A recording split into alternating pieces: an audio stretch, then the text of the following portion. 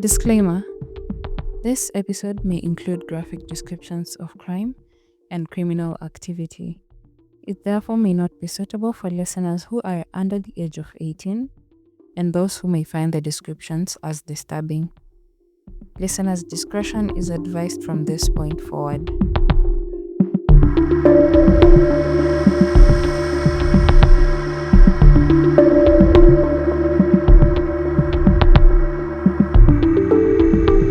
Hello and welcome to this episode of Crime KE Podcast.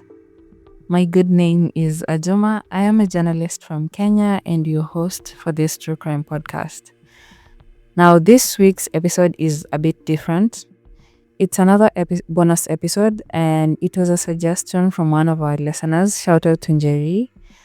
And this story is a very recent one. It hasn't even been a month since this incident happened. This episode is based on the story of the brutal murder of 19-year-old Sylvia Kemunto. Sylvia Kemunto was a first-year student at Multimedia University studying mass communication and computer science. You have probably seen this story on the news or even in the streets of social media because it has been big news when it happened, and it's something that is still being covered because a lot of time hasn't passed. Now, without further ado, let us get into today's episode. Also, please stick around until the end of this episode to find out how you can support this podcast.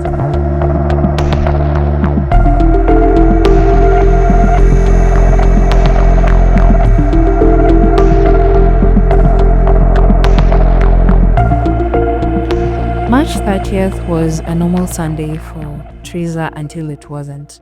She was hosting a group of church elders at her home in Kawangware, and one of them even offered to send her daughter money for upkeep in school. Now, she called her daughter Sylvia Kemunto to alert her that she would be receiving money from an unknown number, and that if she did, she should not be alarmed or reverse the money because it was from one of their church elders. They spoke as usual that morning, and afterwards, Teresa went to church. Now, when she got out of church, she decided to call Kemunto and confirm if she had received the money, but her calls went unanswered. Now, she was concerned because she knew that it was unlike her daughter to not answer her calls, but she kept trying and trying to reach her. Now, her concern turned into panic when her calls stopped going through to Kemunto's phone. She decided to get in contact with the school security personnel at Multimedia University, and the security guard said that he sent an assistant to check Kemunto's room after the persistent calls. They found her room was messy. There were clothes everywhere, her suitcase was missing, and there was water left in a basin. Like, it looked like Kemunto had been interrupted in the process of doing her laundry. Now, Kemunto's roommate, who had spent most of a day in church, said that it was also unusual for Kemunto to be that messy. Now, on the next day, Monday, Teresa had not yet reached Kemunto and she was feeling unsettled, so she decided to leave Kawangware and head to Multimedia University to find her daughter herself because all the things that she had done to try and check on her were not working. She went to Kemunto's room and found the mess, and she tried to even raise the issue with the school administration. But she was told that maybe Kemunto had just gone out with friends and she would be back. But the thing is, Kemunto's mother knew that if her daughter was truly safe, she would not let her mother's calls go unanswered for days or even disappear not speak to her for that long. So, still not having heard from Kemunto by Tuesday, she decided to file a missing persons case at Langata police station. The police tried to locate Kemunto's phone and they initially traced it to just being within the school. And after a while, they saw that it was switched off near Ongata Rongai. They escorted Teresa to Multimedia University to kick off the investigations into her missing persons report. Now, at the university, they were told about a 19-year-old first-year electronic engineering student named Philip Eric Mutinda, who had been summoned earlier by the school security. Now, he had been summoned because his fellow students had said that they had seen him struggling to push Kemunto's missing suitcase on Sunday That Sunday that she went missing, Eric was seen pushing around Kemunto's suitcase. They say that he was moving it from Block B, where Kemunto's room was, to Block E, where his room was. Now, the police decided to have a sit down with Eric to find out what was his story. So, a stressed Eric was called in for grilling. He told the police that he last saw Kemunto on Sunday afternoon. When he was asked about the suitcase, he said that Kemunto had helped him with her suitcase because his was broken. So now the police asked Eric to call his friends so they would ask them some questions or to see if they would corroborate his story. And Eric excuses himself to make a phone call to his friends, but he just disappears after that. Now it would later be found out that he ran back to his parents' home. Now Kemunto's mother told the police that Kemunto had complained about a boy at school who was bothering her. Kemunto had told her that this boy wanted a relationship with her, but she didn't, and he kept harassing her for that reason.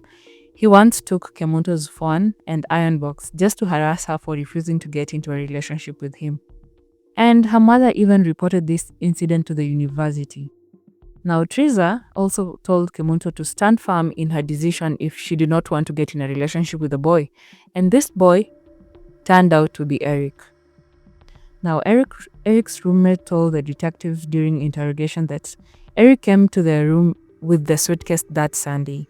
He said that Eric would not let the suitcase out of his sight, and he put it in his bed from the time that he came into the room with it till he went to sleep. The roommate even said that Eric slept next to the suitcase, and at some point he even used it as a pillow. He said that by the time he woke up at 8 a.m. on Monday, the next day, both Eric and the suitcase were gone.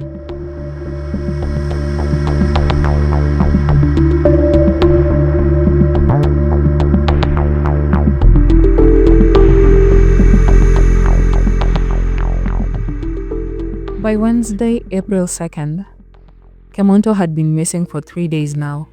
Now that afternoon, a foul smell led search teams to the rooftop of Block E, where Eric slept.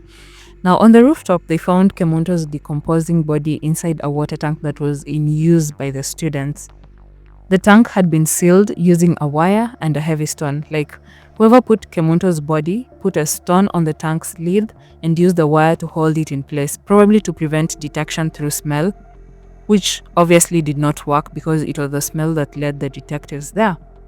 Now, the process of retrieving Kemunto's body took up to 2 hours because the police had to use a ladder to get to the water tank. And this actually raised questions as to whether Kemunto's killer was alone, because they felt that there was no way one person would have been able to carry a body up that ladder alone. Investigators collected key evidence in the case, including clothing and bedding from both Sylvia's and Eric's rooms for forensic testing.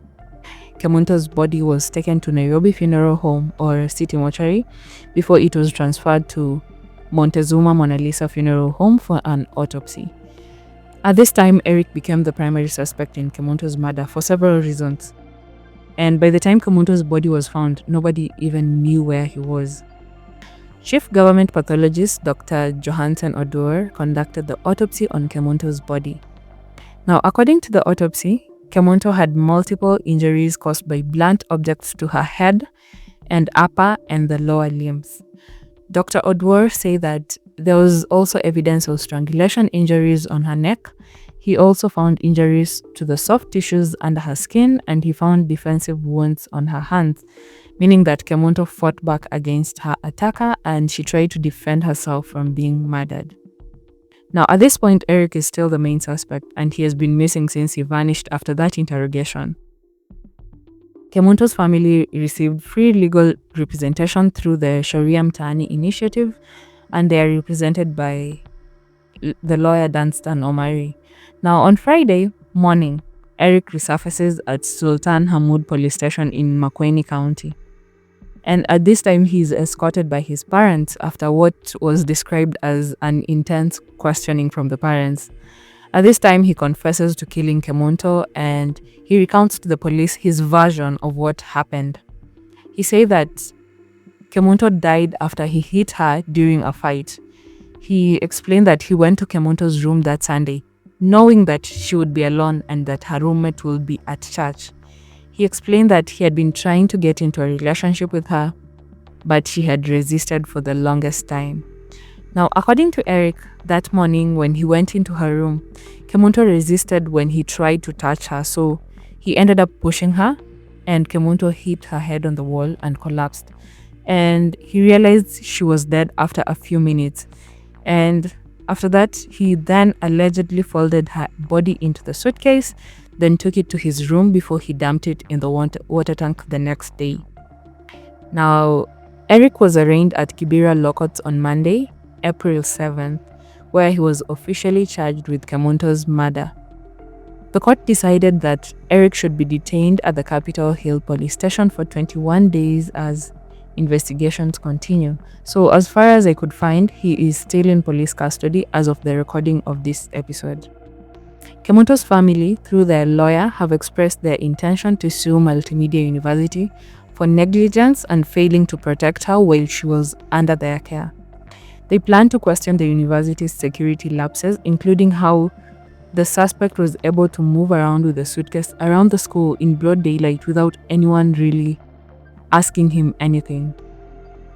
Also, how the water being used by the students is not secure enough that someone can get a dead body inside undetected. Kemunto's family held a memorial service yesterday at Lavington SDA Church, where the family and friends gathered to bid farewell to her.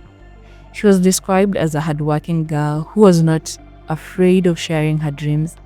They say that she worked so hard in school and she had so many hopes for her future, but all that has been dashed by her murder. She will be transported to her home village of Chironge in Kisii County today. Then she will be laid to rest tomorrow on April 18th.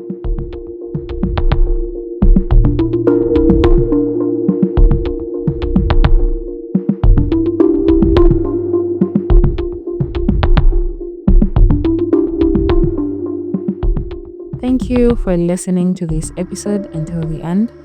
That is really all I have for you on this bonus episode on the story of the brutal murder of Sylvia Kemunto. What stood out for me in this story is Kemunto's mother's relentless quest for justice, the way she looked out for her daughter in life and even in death. I truly hope Kemunto gets the justice that she deserves, and may her soul rest in peace. This is a story that I will be following as the case progresses. So yeah, expect an update episode on this because it's really a fresh case. So I will provide updates as the case continues. You can support this podcast by sharing it with your circle so that we can build a larger community to listen. Follow the podcast on social media if you don't already. Crime KE Podcast is now available on YouTube. My YouTube channel is at Ajuma on YouTube. You'll find this podcast on the podcasts tab. You can also find the podcast on Instagram at crime.ke. I usually post the crime cases that I talk about on the podcast, updates of cases from season 1, and even just some educational content that I find insightful. If you have any feedback on the podcast, you can share it through my social media platforms, the podcast Instagram page, or even the comment section on Spotify and on YouTube. If there's a case that you want me to talk about here, then you can DM me or the podcast on social media, then I'll get to it. Crime KE Podcast is also on WhatsApp. I have not crammed the number. So if there's a case that you want me to talk about, or if there's anything that you want me to cover on the podcast, you can just text the number on WhatsApp. I'll leave it in the show notes of the episode so that you can be able to interact with me on WhatsApp too. My social media handles are also on the show notes of the episode. Reach out. I love interacting with you guys. Give the podcast a 5-star rating on the platform that you're listening in on. And don't forget to catch the next episode of Crime KE Podcast on Thursday next week. Same time, same place. But until then, stay safe and remember, it's crime with a K.